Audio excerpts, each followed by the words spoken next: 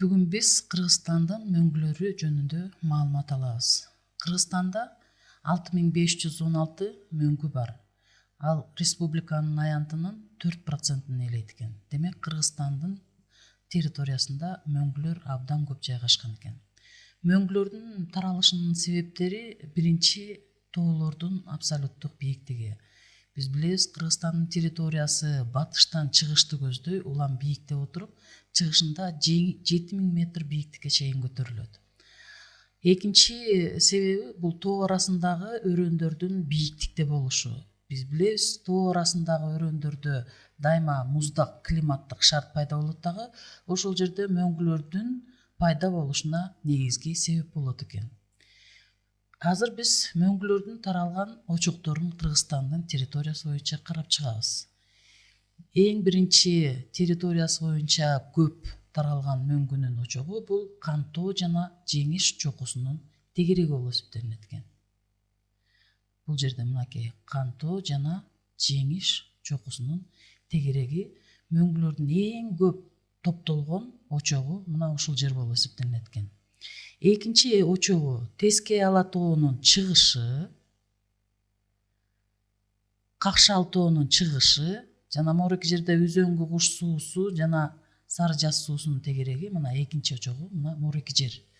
Башкача айтканда, мөңгү эң көп таралган территория мына ушул Тескей Ала тоонун чыгышы, Какшал тоонун чыгышы, Үзөңгү куш суусунун жана Сары Жаз суусунун алаптары болуп эсептелинет экен. Үчүнчү эң көп мөңгү тараган жер бул ушул эле жерде Эңилчек мөңгүсү. Төртүнчү аянтынын көптүгү боюнча таралган мөңгүнүн очогу бул Чоң Алай кырка тоосунун мөңгүлөрү. Чоң Алай кырка тоосунун мөңгүлөрү. Андан ары бешинчи аянты боюнча бул Ак Шыйрак. Бул жерде жана Тескей Ала тоонун чыгышы, Какшал тоонун чыгышы дебедик, мына ошол жерлерди кошо алып кетет. Ал Ак Шыйрак тоо түйүнүндөгү. Алтынчы аянты боюнча эң көп мөңгү тараган жер бул Түндүк Тянь-Шань болуп эсептелинет. Түндүк Тянь-Шаньга Кыргыз Ала тоосу, Талас Ала тоосу жана Күнгөй Ала тоосу, Эли Ала тоосу мына батыштан чыгышты көздөй созулуп жатат. Мына ушул жерлерде дагы мөңгү таралган очок болуп эсептелинет экен.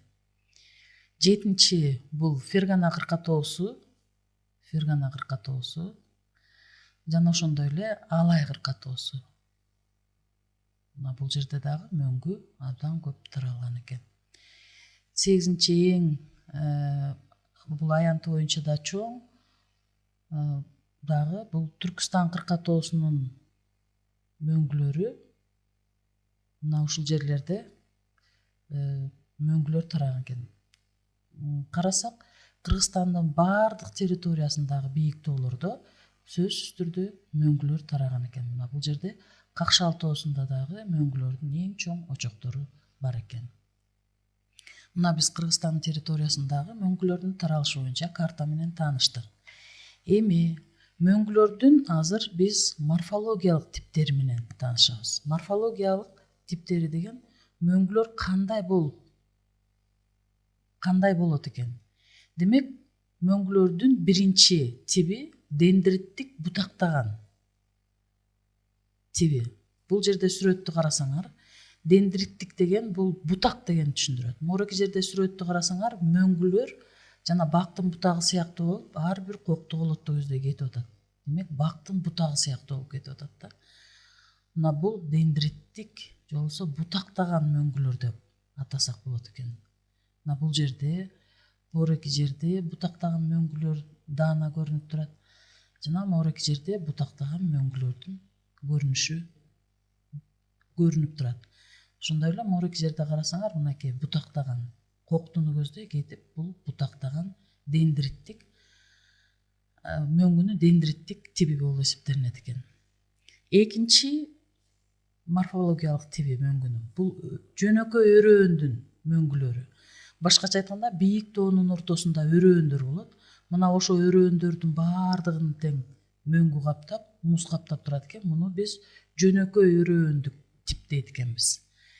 Үчүнчү тиби бул татаал өрөөндүк мисалы үчүн бул Кан теңири чокусу. Демек Кан теңири чокусунун чыгышында дагы мына өрөөндүк мөңгү турат, этегинде дагы өрөөндүк мөңгү турат, жана капталында да, оң каптал, сол капталдарында дагы өрөөндүк мөңгүлөр турат. Демек бул татаал мөңгүнүн морфологиялык тиби болуп эсептелинет экен. Андан ары биз карайбыз мөңгүлөрдүн таралышынын закон ченемдүүлүктөрү.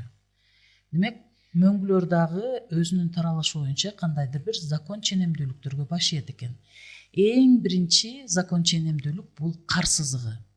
Кар сызыгы дегенди кандай түшүнөбүз? Демек Кыргызстан территориясындагы бардык тоолордо мөңгү бир эле бийиктикте башталбайт экен. Мисалы үчүн Талас Ала тоосунда ал 3750 метр бийиктиктен башталат экен. Ал эми Борбордук Тянь-Шанда, Борбордук Тянь-Шан болгондо Меридиан кырка тоосу, Сары Жаз кырка тоосу мына ушул тоолордо 500-600 метрден жогору уже мөңгүлөр каптай баштайт экен. Экинчи закон ченемдүүлүк бул жаан-чачындын саны. Биз билебиз, батыштан чыгышты көздөй жаан-чачындын саны көбөйө баштайт. Демек, эң көп кайсыл жерде жаан-чачын жааса, ошол жерде көптөгөн мөңгүлөр топтолот экен. Демек, Борбордук Тянь-Шанда бул мөңгүнүн көптөгөн бөлүгү топтолгон. Үчүнчү рельефтин тилмелениши. Мына азыр биз жогоруда морфологиялык типтерди көргөндө көрдүк.